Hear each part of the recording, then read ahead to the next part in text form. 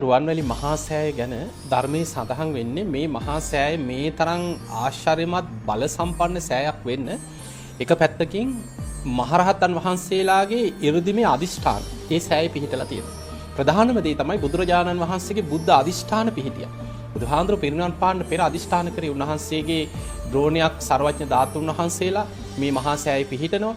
උන්වහන්සේගේ මහා අදිෂ්ඨාන පහක් තියෙනවා. ඒ පහෙන් හතරවෙනි එක තමයි රුවන්වැලි මහා සෑය අනාගතයේ දුටුගැමුණු නම් රජ කෙනෙක් මේ මහා සෑය කරවලා ද්‍රෝණයක් සර්වඥ ධාතුන් වහන්සේලා හිස මත තබාගෙන සෑ ගර්භයේ තැම්පත් කරන්න සෑ ගර්භයට ඇතුල් වෙන මොහොතේ ඒ ධාතුන් වහන්සේලා රජුරුවන්ගේ හිසෙන් මිදිලා අහසේ බුදුරුවක් මවාගෙන යමා මහ පෙළහර පාලා සෑ ගර්භය තුල පිරිනිවන් පාවදාල ඉරියව්වෙන් වැඩ සිටිත්වා අවුරුදු 5000ක් යනතේ ඒ උත්තම ධාතුන් වහන්සේලා ද්‍රෝණේම මාර්යාටවත් සෙලවිය නොහැකි ලෙස ආරක්ෂිතව ඒ සෑය තුල වැඩ සිටිත්වා කියලා බුද්ධ අධිෂ්ඨාන පිහිටේ.